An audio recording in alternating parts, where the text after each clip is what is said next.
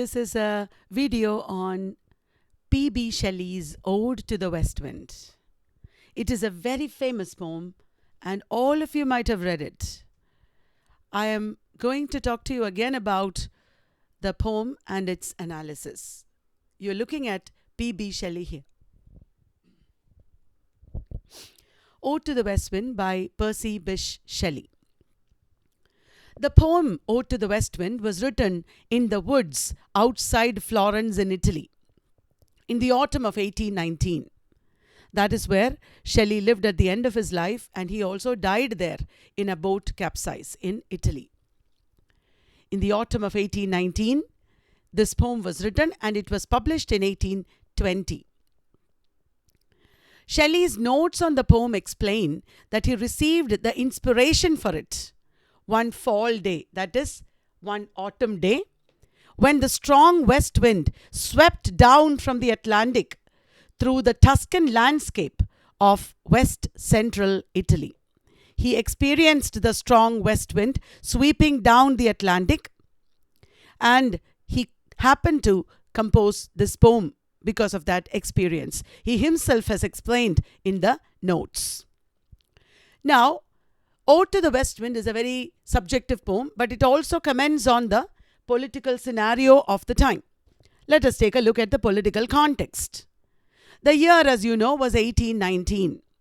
It was a very tumultuous year in English history. At that time, England is still suffering from the shock of the French Revolution. The ordinary people, the working classes in England, were inspired by the French Revolution, but shocked by the reign of terror with which the French Revolution ended. The England's nobility feared that the working class citizens would imitate French Revolution and attempt to overthrow the established order.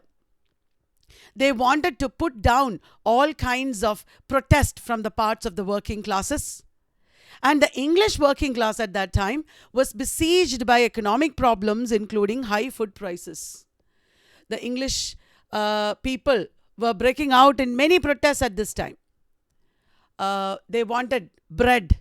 There were protests for bread or food. There were protests for wages. There were protests for political rights, most of which were crushed during this period. It was a time of autocracy as a response to the atrocities of the French Revolution. England, being a near neighbor of France, was deeply affected in many ways by the French Revolution. And people like Shelley, the authors, the writers of this time, were inspired by the ideals of the revolution, and they envisaged the free society that the French revolutionaries had wanted. Shelley, for example, believed in the ideals of the revolution. He believed that it is possible to break free from the shackles of oppression. The Shelleyan hero in his poems speaks about revolution, advocates a change, as he does in Ode to the West Wind as well. On August 16th, 1819, there was a very traumatic incident that happened in British history. Like Jallianwala Bagh massacre in 1919 in India, there is something called Peterloo massacre that happened in St. Peter's Fields. Tens of thousands of people formed a rally in St. Peter's Field in Manchester.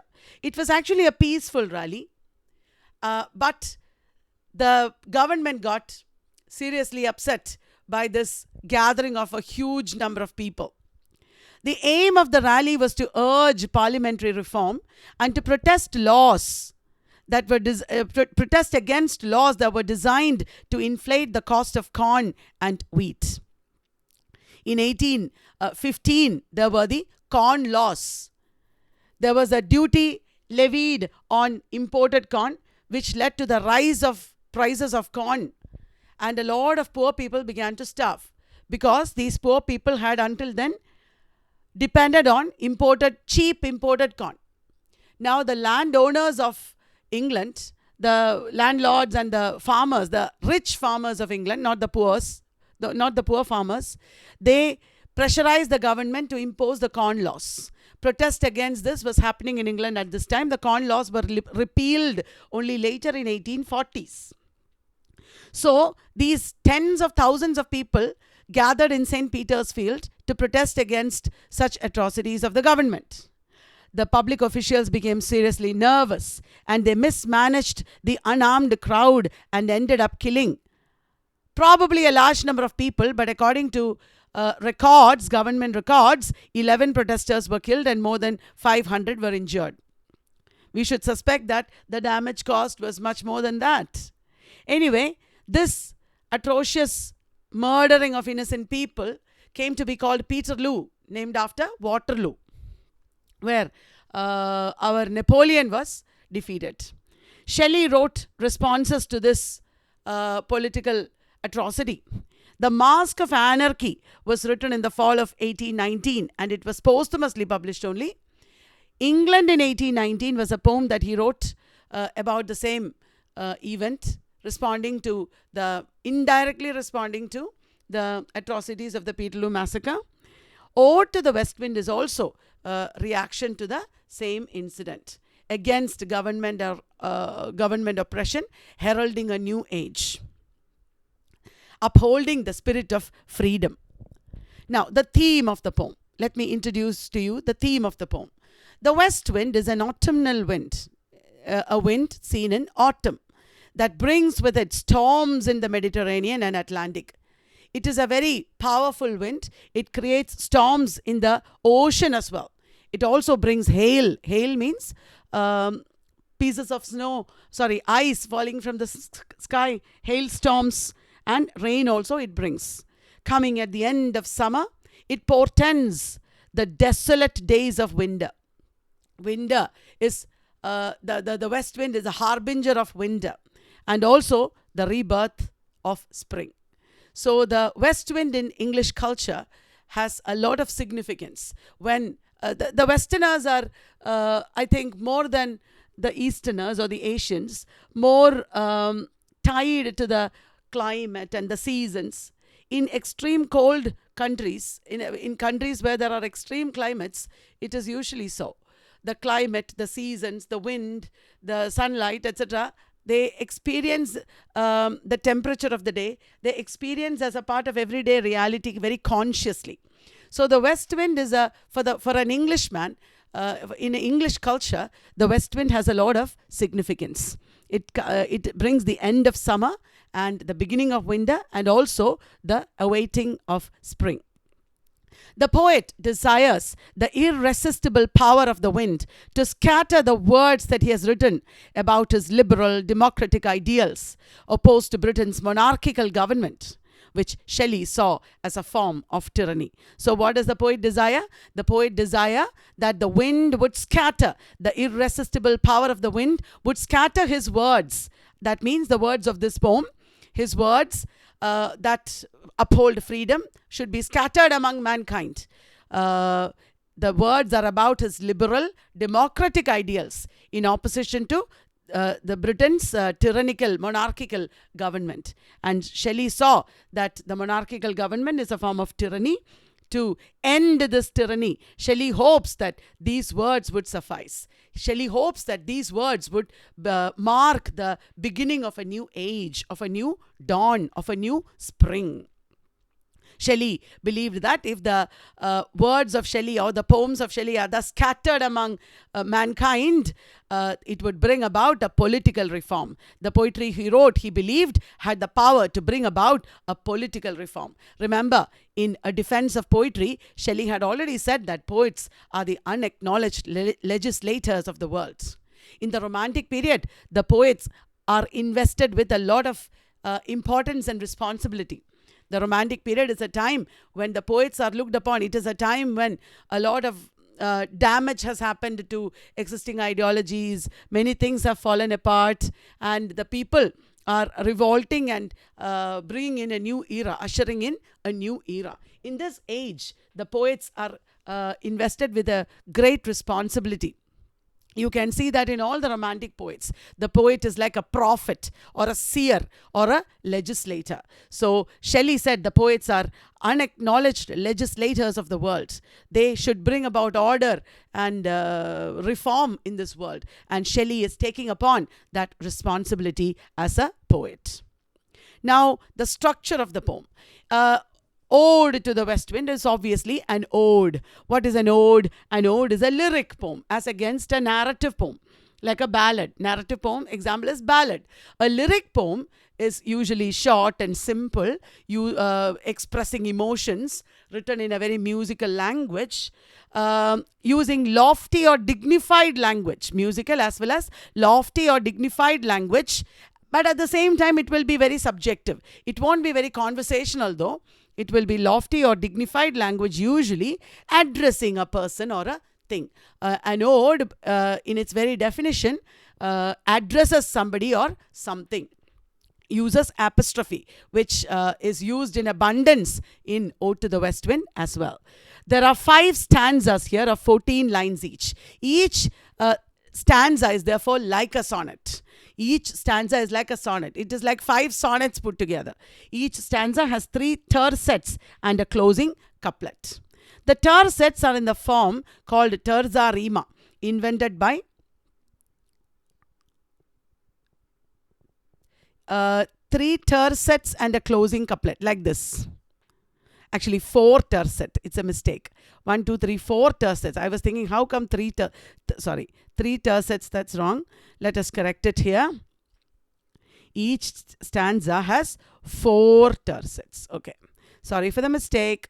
Now, there are 5 stanzas of 14 lines. Each stanza has 4 tercets and a closing couplet. A tercet is a verse form called terza rima, invented by Dante Alighieri. Terza rima was invented by Dante and I think introduced into English literature by Thomas Wyatt. In this format, line 2 of one tercet rhymes with lines 1 and 3 of the next tercet. Line 2 of one tercet rhymes with lines 1 and 3 of the next tercet. Line 2, dead, rhymes with red and bed. Thou rhymes with low and blow. Well, it is not a proper rhyme, but it is like, you have to read it in a different way. Thou, low, blow. If you read like that, it becomes a rhyme. It is common in poetry to use like that. Until rhymes with fill and hill. Did you understand? So, sorry. So, the in this format of Ode to the West Wind, line 2 of one tercet rhymes with lines 1 and 3 of the next tercet. All of the couplets in the poem rhyme. All the couplets in the poem rhyme. But the last couplet is an imperfect rhyme called I rhyme. It is called I rhyme. Only rhyme to the I, but it doesn't really rhyme. The rhyme scheme is A, B, A, then B becomes B, C, B, then C becomes C, D, C, then D comes here D, E, D, then E, E. Did you understand? Most of the lines in the poem are in iambic pentameter. When there is a poem written in iambic pentameter, it is usual or very common to have some lines that are not in iambic pentameter. When you have a poem in iambic pentameter, it does not mean every single line will be in iambic pentameter. There will be aberrations, which is very common. Most of the lines in the poem are in iambic pentameter, although some of the pentameter lines have an extra syllable. It is called catalexis. The first 3 stanzas expound on the powers of the wind. The first 3 stanzas are about the powers of the wind, and the last 2 on the poet's desire to use these powers to spread his words throughout the world. The last 2 are subjective. Now let us come to the poem itself. I will first read the poem and explain it, and then we'll go on to a summary of the poem. I have, as usual, in many of my videos, you might have seen it. I will just increase the size a little bit so that you'll be able to see it better. Bear with me. Okay. Now, we'll increase the size so that you can see. Can you see now? Okay. Stanza 1. O wild west wind, thou breath of autumn's being. What do you mean by breath of autumn's being? The west wind is the very spirit of autumn. Thou from whose unseen presence the leaves dead are driven. Nobody can see the wind, but it is very powerful. From the very presence of the wind, from the unseen presence of the wind, like a magician, like a supernatural being, the wind is unseen. But from the very presence of the wind, the leaves dead are driven. The dead leaves are driven by the wind, from the presence of the wind. like ghosts from an enchanter fleeing. Like ghosts fly or escape from an enchanter, the dead leaves are driven from the west wind. And what are these dead leaves like? Yellow and black and pale and hectic red. Yellow and black and pale and hectic red. These are the colors of the plague.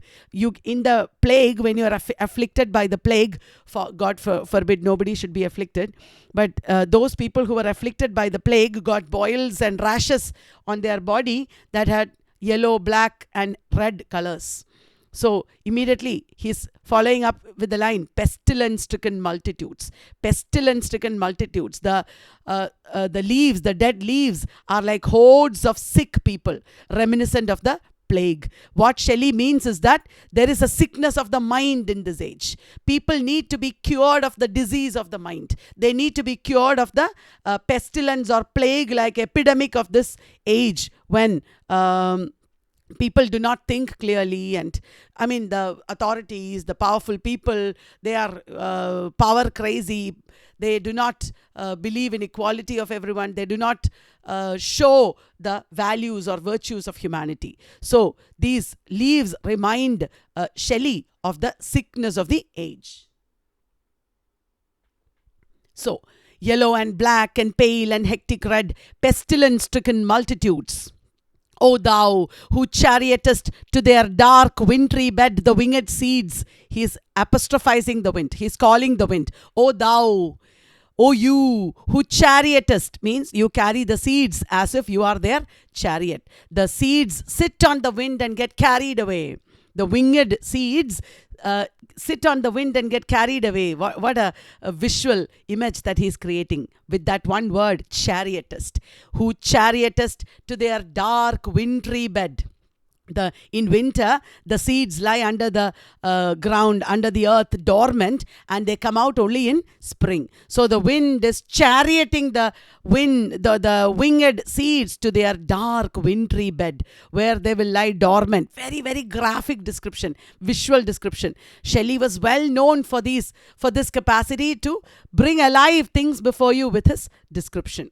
Where they lie cold and low. During winter, these seeds will lie cold and low, each like a corpse within its grave. It is a very dark picture that he's creating in these two tercets. It is resembling the age. It is an allegory for the age. Great ideas are there in England at that time. Values are there. Love is there. Equality is there. Shelley is very optimistic. But these are all lying dormant and waiting for the spring. And at the end of the poem, he is hoping that spring will come with his own poetry or with his own words, that the wind will scatter. So these winged seeds are lying in winter, cold and low, each like a corpse within its grave, until thine azure sister of the spring shall blow her clarion over the dreaming earth. The azure sister, that is the blue sister of the spring. Azure is a word very commonly used in romantic poetry, and it marks brightness and beauty and youth and something new and fresh. So the spring wind, this is the west wind of autumn. Her sister is the spring wind. The spring wind is described as azure sister. The spring wind shall blow her clarion or trumpet. The spring shall come and it will blow its trumpet to wake up the earth and the seeds that are lying dormant. Spring will come, the spring wind will come and blow its trumpet over the dreaming earth and fill with living hues and odors plain and hill. What does that mean? And fill with living hues. The spring wind will fill with living hues and colors. How does it fill with living hues and colors? Because all the plants will come up. There will be greenery, and on the greenery there will be flowers of yellow, orange, pink, red, white, many colors. So all plains and hills will be filled with living hues, will be filled with the living colors of flowers. And what does he say in brackets here? here in parentheses, driving sweet buds like flocks to feed in air. The buds that come up, the buds of flowers that come up in spring are like flocks of sheep feeding the air. Oh, so beautiful. The plains and hills usually have flocks of sheep, and these flowers and buds that come up are also like flocks, thick, densely populating the plains and hills everywhere. Flowers and different kinds of flowers and flowers and flowers everywhere. That feeling is created in these lines. The clarion call of the spring wind will fill the plains and hills with living hues and odors. See how he is creating different senses, not only visual sense, but also the smell. The olfactory sense is also created. Driving sweet buds like flocks to feed the air. The buds are all, like chicklings or something. They are, trying to feed from the air and filling the plains and hill with living hues. Such a beautiful description. And then a pause. You need that pause after that rapturous description.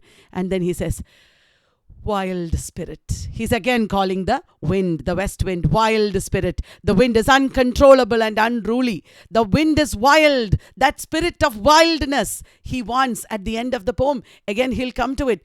Give me that wilderness. Give me that spirit, that freedom, because that is what is lacking in these times. People are not free in these times. They are oppressed in these times. So what we want is the wind.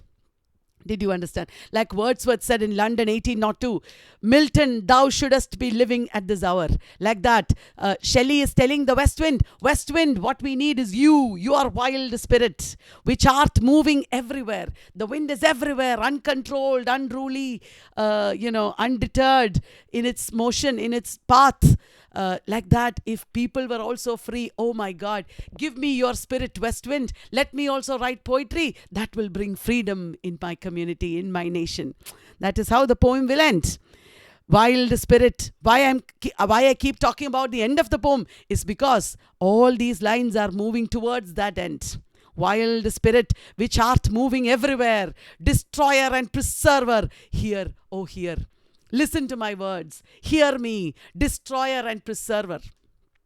That makes the wind almost like a god. God is also like that. The holy, think of the Holy Trinity in Hindu mythology.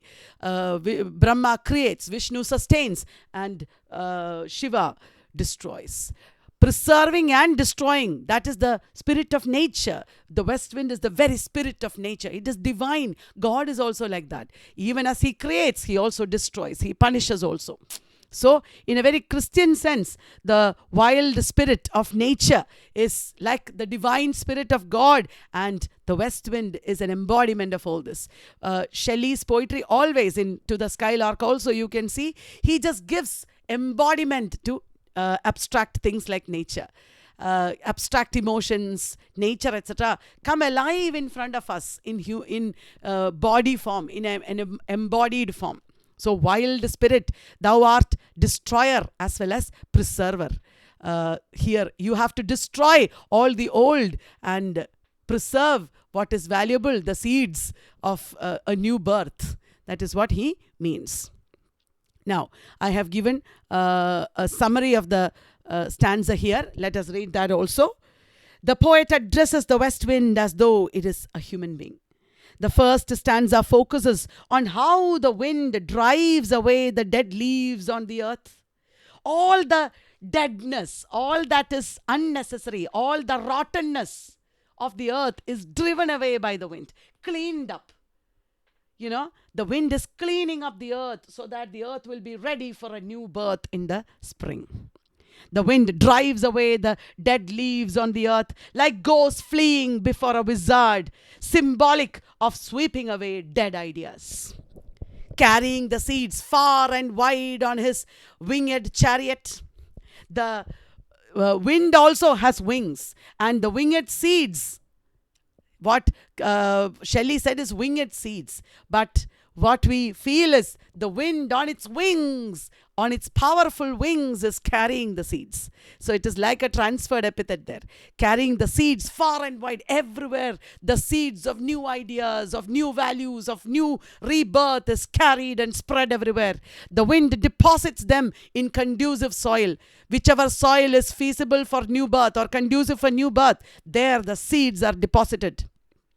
And there these seeds are reborn in spring, symbolic of new beginnings. Paradoxically, the west wind is destroyer as well as preserver. Remember, that is a paradox. And in addressing it as the destroyer or preserver, here he is using an apostrophe. The poet asks it to listen to his words. I'm speaking with such energy, with such passion, with such a rapture, because that is what Shelley is. You cannot read Shelley or study Shelley's poetry without this rapture. You cannot study Shelley like this. The west wind is a destroyer and preserver. And the poet asks the west wind to listen to his words. Like this, you should not study or teach Shelley. Did you understand? So we are coming to the second stanza. Thou on whose stream amid the steep sky's commotion. Oh, look at that visual picture again. The steep sky. The sky is rising far above from the horizon steeply. The height of the sky is created in that word steep. If you said high sky, you won't get that feeling. Thou, on whose stream, on your wind, on the back of the wind, on the stream of the wind, amid the commotion of the steep sky. There is a lot of tumult happening in the sky. There are winds there. There is a lot of upheaval in the sky. Like there will be upheaval on earth also. All that is there on earth now should go. The wind should destroy all that and bring a new spring. Like that in the sky also there is commotion. On the back of the sky, what is happening? Loose clouds, like earth's decaying leaves, are shed. Like you scatter the decaying leaves or the old ideas of this earth, you are also scattering the clouds in the sky. Loose clouds. Ah, such a beautiful word there. Loose clouds. Loose clouds. It is so beautiful. Do you feel it? The clouds are so loose and free, and the moment the wind strikes at them, they are getting scattered everywhere in the commotion of the steep sky, like earth's decaying leaves. Like that, all the old ideas, all the old dead values should just be blown away by the wind. It should just be scattered by the wind. And he says, shook from the tangled boughs of heaven and ocean. Shook from the tangled boughs, heaven and ocean. You can see heaven up there in the sky, ocean, below on the earth. And the branches of heaven and earth are like tangled, they are entangled. And they are shaking with the power of the wind. Shook from the entangled branches of heaven and ocean. As if you can't make out where the clouds are from, whether it is from heaven or from the ocean. Look at the horizon. Look at that farthest point where the sky or the ocean meets the sky. There the clouds are shaken as from the tangled boughs of heaven and ocean. Let me also tell you another thing. There is something very peculiar about the sky of Great Britain. I have been there, and the first thing, if you have a sensitive poetic heart, the first thing that you notice when you go out on the wilderness or on the plains or whatever the fields of Great Britain is that there are dramatic clouds on the sky. So multicolored clouds, always, everywhere. The more you move towards the north of England, towards Lake District in Scotland, you can see it is breathless, that dramatic, huge, dense clouds spread across the sky. Everywhere. Such a vast expanse of the sky, probably because it is so north towards the North Pole. I don't know why. But always travelers have said that. You should look up in YouTube scenes of Scotland, the Scottish sky or something. You should look up and look at it. If you have been to England and if you have seen in Scotland that sky, you will understand. I suppose from my words that are scattered by YouTube and Udemy videos, etc.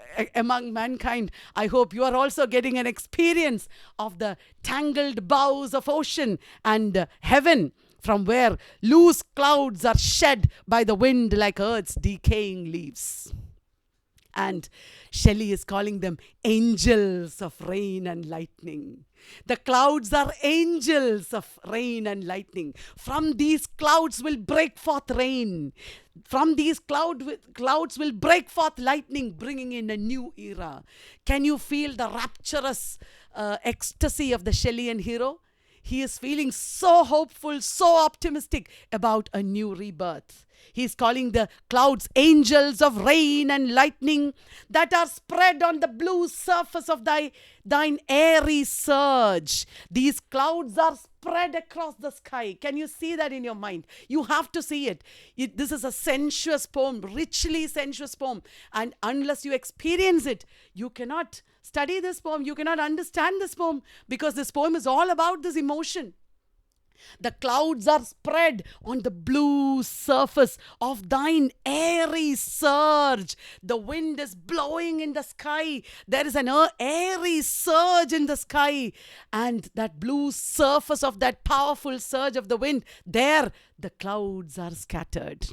Like the bright hair uplifted from the head of some fierce Maenad. Maenad is that ecstatic woman. It is that mad, crazy woman who is dancing in praise of Dionysius in mythology.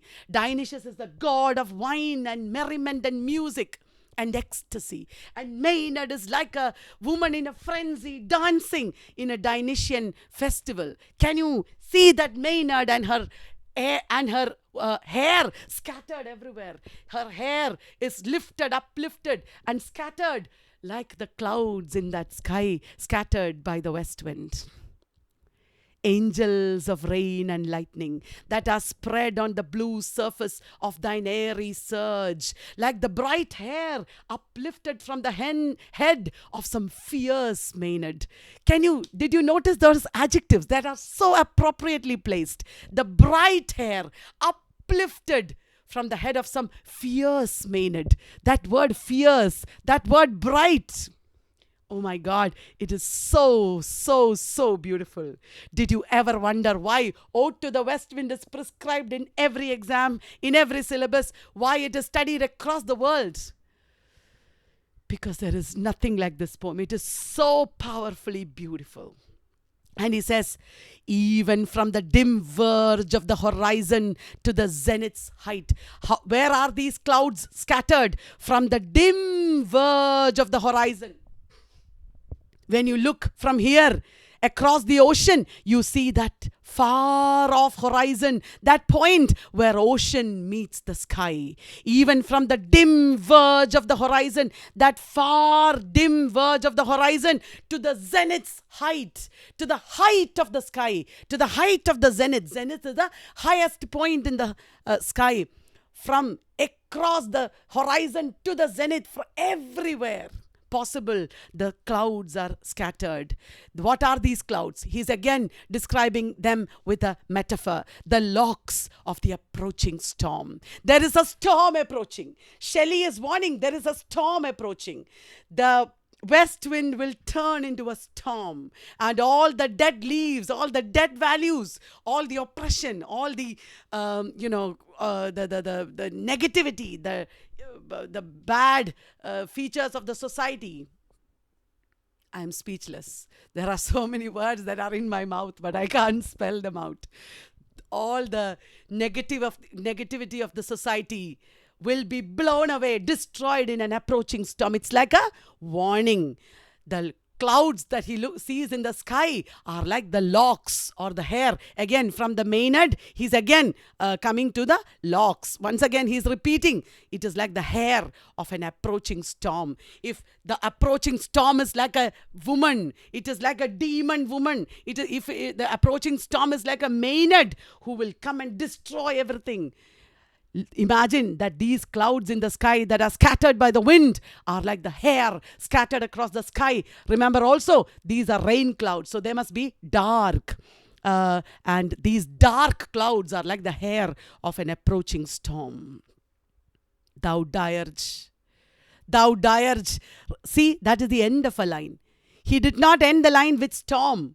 The line is ending with dirge, because you should pause. You should not pause there, but that word gets emphasis, and then it is run on into the next tercet. That run on is also giving a feeling of breathlessness, a feeling of urgency. Those run-on lines are beautiful. It is a feature of romantic poetry. You never see run-on lines in Augustan poetry, because Augustan poetry is not about rapture.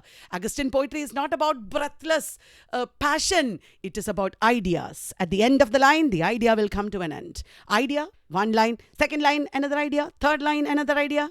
Did you understand? Run-on lines is romantic. Thou dirge of the dying year. Oh, the year is dying because it's already autumn. It is probably August or September. And then it will be very soon winter. And then the year will die. You are the funeral song of the dying year. Thou dirge of the dying year. To which this closing night will be the dome of a vast sepulchre. He is writing this in the woods, remember? And it is night time, and he is probably seeing a dark dome around him. The night is like a dark dome of a tomb. What is the tomb? The tomb of all that is past. The tomb of all that is dead and gone. We don't need all those bad memories of the past. This night, this closing night, will be the dome of a vast sepulchre or a tomb. Thou dirge of the dying year, to which this closing night will be the dome of a vast sepulchre, vaulted with all thy congregated might. How is this dome of the night created? The dome of the night is created. Vaulted means created like a vault. Vault is also reminiscent of a tomb. Sometimes you put dead people in a grave. Sometimes you put them in a vault. And this dome is vaulted with all thy congregated might. The power of the wind is gathered into this vault, into this night. And this night will be the dome of a tomb. With all thy congregated might of vapors, of rain, of all the protest and the revolution that will reign. Revolution will reign, come like a storm and create a new birth and bring in a new birth. Did you understand? Thou dirge of the dying year, to which this closing night will be the dome of a vast sepulchre, vaulted with all thy congregated might. Congregated means gathered or coming together. Might of vapors, from whose solid atmosphere black rain. It is not any bright rain. From whose solid atmosphere black rain. He is portending a very violent revolution. There will be black rain and fire and hail. Look at fire and hail, both are coming together. That is again a paradox. There will be fire, there will be hailstorm of ice. There will be all kinds of revolution that will burst forth from your might, from the power of the west wind. Oh here now sounds really like a threat. He's telling the authorities, he's telling those bad people who are oppressing the ordinary people, listen to me. Here, he is not only telling the wind. Oh, here, there is this prophecy coming. He's making a prophecy of this revolution coming. Did you understand? So, let me read the summary that is given here.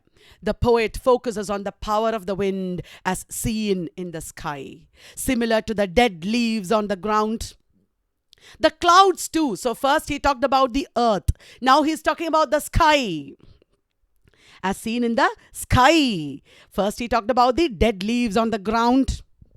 Now he says, the clouds in the sky too are shaken, free of the sky and the sea, and like the hair uplifted from a Maynard's head, from the horizon to the zenith, they burst forth in lightning as they are scattered on the blue surface of thy airy surge. The west wind is the funeral song of the dying year, erecting with all its might a sepulchre of the night.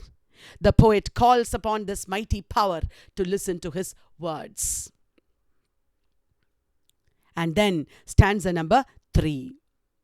Hey, if you are tired, you can take a break, drink some water, calm down, and then come back and listen to the rest of the video, okay? Okay, now we come to stanza number 3. Thou who didst waken from his summer dreams the blue Mediterranean. The wind is not just a breeze. It is a powerful wind that is shaking even the Mediterranean Sea, which lies at the towards the south of Europe. So thou who didst waken from his summer dreams the blue Mediterranean. In summer, people sleep a lot. The Mediterranean is also sleeping. And in his summer dreams, from his summer dreams, he's woken up. Thou who didst waken from his summer dreams the blue Mediterranean, where he lay lulled by the coil of his crystalline streams. There are crystalline streams, very bright crystal streams in the Mediterranean. And he is lying there lulled by the coil of his own crystalline streams. Such a sweet, gentle, calm picture. Where is the Mediterranean lying? Beside the Pumice Isle in Baies Bay. Baies Bay is in Italy. If you know the map of Europe, Italy is lying into the Mediterranean Sea, like an appendix. And beside the Pumice Isle is an island made of frozen lava, or made of lava, island made from lava. Beside a Pumice Isle in Baies Bay near Naples, and saw in his sleep. Who saw? The Mediterranean saw. The Mediterranean saw in his sleep old palaces and towers. The Mediterranean is seeing visions of the past. Old palaces and towers quivering within the waves' intenser day. What do you mean by that? Probably there are ruins of old palaces and towers that are there in the depths of the Mediterranean Sea. Because of some earthquake or something that happened in the past, there will be ruins that are buried deep in the sea, in the ocean.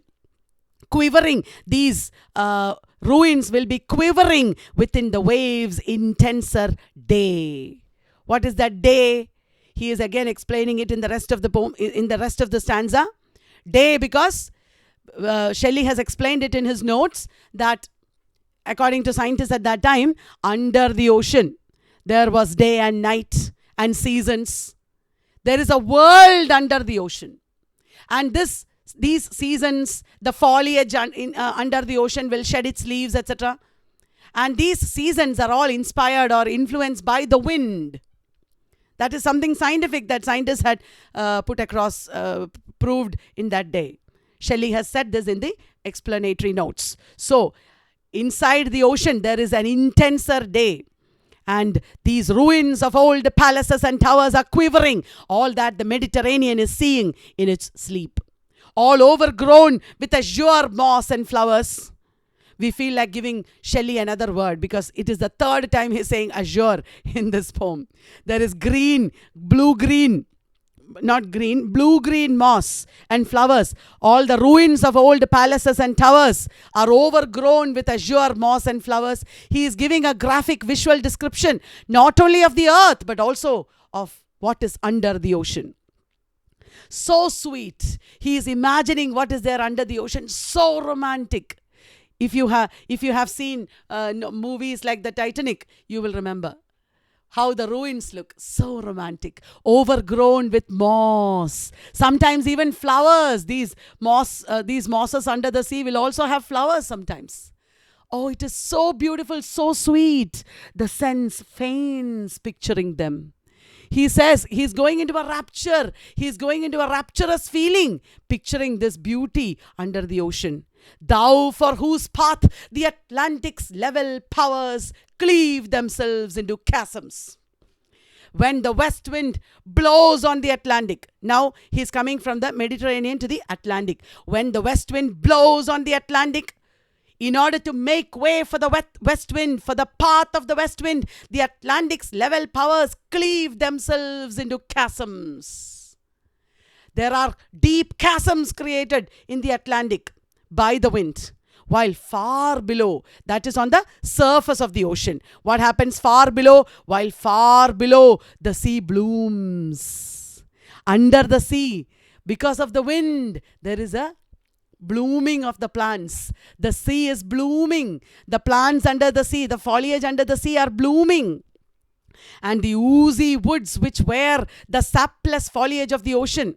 He is expressing some scientific ideas here. Whatever he thinks are scientific ideas, Shelley is expressing here. The oozy woods. There are woods or forests under the ocean that are oozing because it's under the water, which wear the sapless foliage. The leaves are all without sap, he is saying, inside the ocean. The plants and forests under the ocean know thy voice. They recognize your voice. When you blow on the surface of the surface of the Atlantic, the forests or the woods inside the ocean will recognize you. They will suddenly grow grey with fear because of your power on the surface of the ocean.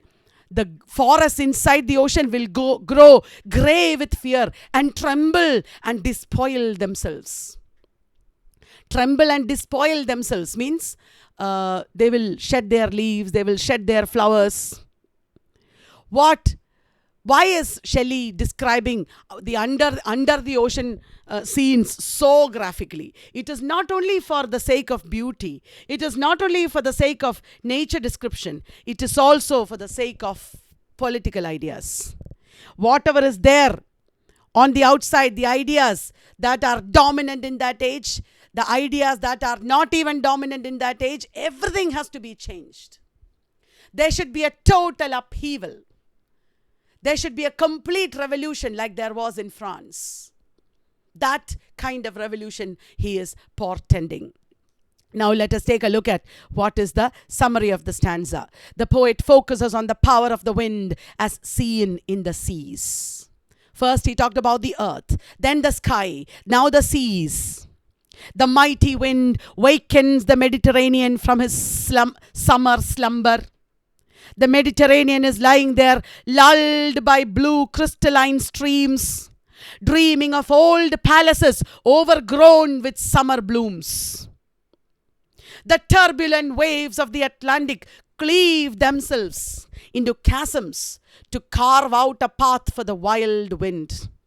While the flowers and foliage on the ocean floor, he's talking about the depths of the ocean. While the flowers and foliage on the ocean floor quiver in fear of the autumnal wind. Addressing this powerful wind, the poet again asks him to listen to what he is going to say. I repeatedly tell you, he is not only addressing the wind, he is addressing his age. He is addressing the people. He is addressing the powerful people. Like Thomas Gray addressed in Elegy Written in a Country Churchyard. You powerful people, you ambitious and proud people, you should not be so proud, thinking that you have everything. Like that, it was a convention in those days to address and speak like that. So, he's addressing the age. Now, the fourth stanza. There are two more stanzas. In this stanza, if you remember, he is moving towards himself. He is becoming subjective. If I were a dead leaf, thou mightest bear. On the earth, if I was a dead leaf. In the sky, if I were a swift cloud to fly with thee. In the ocean, a wave to pant beneath thy power and share the impulse of thy strength. He is imagining that he had the power like the wind. If only he had the power to be like the wind. If I were a dead leaf, thou mightest bear. Oh, if only I were a dead leaf that came under your power. Oh, if only I were a swift cloud that could fly with thee. Oh, if only I was a wave to pant beneath thy power and share the impulse of thy strength. Only less free than thou, O uncontrollable. But he says, no, I am less free than thou. I wish to be like you, but I am less free than you, oh uncontrollable. Because I have been controlled. I have been constrained by my age. I am not in my full power, but you are uncontrollable. Nothing has touched your power. If even I were as in my boyhood, forget being like you. Forget being like the wind. If even I were as in my boyhood, if only I were like in my boyhood or youth or childhood. He is being nostalgic for childhood. It is a romantic convention to think of childhood as greater than adulthood. If even I were as in my boyhood and could be the comrade of thy wanderings over heaven. If only I were as in my boyhood. If only I could be a comrade of your wanderings over heaven. As then, when to outstrip thy sky speed, if I were like that. In my childhood, what did I do? In my boyhood, what did I do? To outstrip thy sky speed. Your speed is of the skies. Sky is a neologism that Shelley has made. It's a new word that he has made. If when I was in my boyhood, what did I do? I tried to outstrip or outdo your speed.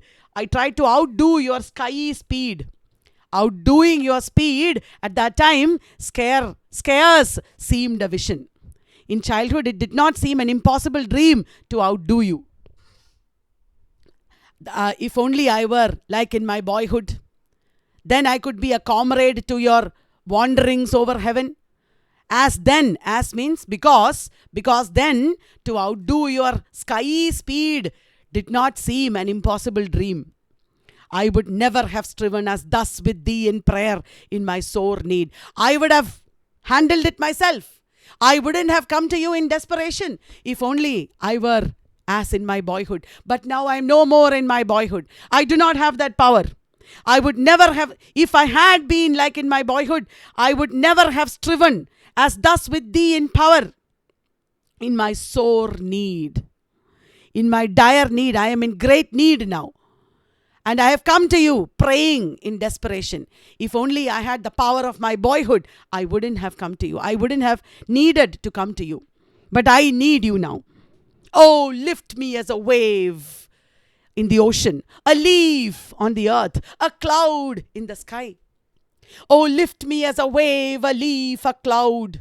I fall upon the thorns of life. I bleed. This is a rapturous, extreme expression of his passions. Oh, lift me as a wave, a leaf, a cloud, because I fall upon the thorns of life. I have been destroyed by this life. I have been, my powers have been taken away by this age. I bleed. A heavy weight of hours. He's referring to time. The burden of time. A heavy weight of hours has chained and bowed one too like thee. I was also like you, tameless and swift and proud. I was like you, tameless and swift and proud. I have been chained and bowed by the burden of time, by the heavy weight of time, of hours. A heavy weight of hours has chained and bowed one too like thee, tameless and swift and proud. He is lamenting his own present condition. So what does he say in stanza 4? The poet explains what he wants the wind to listen to, namely his prayer that he might share the wind's power to change the world. He says that if he were a leaf or a cloud or an ocean wave that shares the wind's power, or even if he were as vigorous as he was when he was a boy, when it did not seem impossible to outstrip the wind, then he would never have prayed to the wind as he is doing now in his hour of need. His once tamed, proud spirit has been chained by the heavy burden of life, and he is bleeding from the thorns of life. The distraught poet cries, "Oh, lift me as a wave, a leaf, a cloud." He is making a plea to the wind. And now the last stanza. Make me thy lyre, even as the forest is. The forest is like your lyre. The forest becomes your lyre when you blow through it. You know that a lyre has vertical vertical, parallel strings, like the trees in the forest. When the wind blows through the trees in the forest, it is like you finger the strings of the lyre, and the trees sing because of the wind. There will be a singing in the trees in the forest because of the wind. The forest becomes your lyre. Make me thy lyre, even as the forest is. What if my leaves are falling like its own? My leaves are also falling like the leaves of the forest. What if my leaves are falling like its own? Because it doesn't matter if my leaves are also falling in autumn. This is the autumn of the poet's life. This is the autumn of the nation's life also. Things are going from bad to worse. That is what is meant by autumn. Very soon there might be winter. Everything might end up in great disaster. This is why I am taking up this poem today to teach. I am making a video of Ode to the West Wind because this world that I live in, this country that I live in, is also in its autumn. The spring and summer seem to be far away. There is an autumn now. Things are going from bad to worse. We expect a harsh winter very soon. But, like Shelley says, let us be optimistic. If winter comes, can spring be far behind? I thought this poem would offer us a much needed solace and comfort in these dark days of pestilence. We have the coronavirus right now. In these dark days of oppression. So, what is the poet saying? Make me thy lyre, even as the forest is. Like the forest has become your lyre, make me also your lyre. Let me sing. Even if my leaves are falling, it's okay, because I will sing. What if my leaves are falling like its own? His optimism is now coming. Till now, he was talking about the very negative things in life. Now, he's talking about optimistic things in the last stanza. What if my leaves are falling like its own? Like the leaves of the forest? The tumult of thy mighty harmonies will take from both a deep autumnal tone. Your mighty harmonies, your mighty music or powerful music or your powerful blowing will take from me as well as the forest a deep autumnal tone. Both me and the forest will sing a deep autumnal tone, sweet though in sadness. It will be sweet music but also sad music. The tumult of thy mighty harmonies will take from both a deep autumnal tone, sweet though in sadness. I will also sing. It will be sad song, but it will be sweet. That song is necessary now. Be thou, spirit fierce, my spirit. Be thou, spirit fierce, my spirit. Be thou me, impetuous one. Your spirit is fierce. And that spirit I want now. I am lying down here on the ground. I fall upon the thorns of life, I bleed. Lift me from here. Lift me from these thorns. Be my spirit. Be thou me, impetuous one. Impetuous means unpredictable. Impetuous means impulsive. So, like you, I want to be. Spirit fierce. Make me you. You be me. Drive my dead thoughts over the universe like withered leaves to quicken a new birth. Drive my dead thoughts over the universe. Let my dead thoughts get scattered over the universe like withered dead leaves to quicken a new birth. Let a new birth, a new spring be quickened. Let a new spring be ushered in because of my words. Drive my dead thoughts over the universe like withered leaves to quicken a new birth. And by the incantation of this verse, by the repetition or recital of this verse, scatter as from an unextinguished hearth, ashes and sparks, my words among mankind. Imagine a hearth where you burn firewood. There will be ashes and sparks. There is no fire blazing, but it is not completely put out. There will be some coals, some burning embers. There will be sparks among the ashes. When the wind blows on those ashes, sparks will fly. Like that, it looks like I am dead now. I am bleeding now. I'm falling on the thorns of life now, but inside me there are sparks. So scatter as from an unextinguished hearth. From me you should scatter ashes and sparks. That means my words. You should scatter my words among mankind. Be through my lips to unawakened earth the trumpet of a prophecy. Sing through me. Make me sing. Through me, you should be the trumpet of a prophecy. You should be the harbinger of a new age, of a new spring. You should bring a new age. You should foreshadow a new spring. Be through my lips to unawakened earth the trumpet of a prophecy. It's a very famous phrase, the trumpet of a prophecy. O wind. Again an apostrophe. O wind, if winter comes, can spring be far behind? That is the ultimate expression of optimism. If there is a winter, there will be a spring.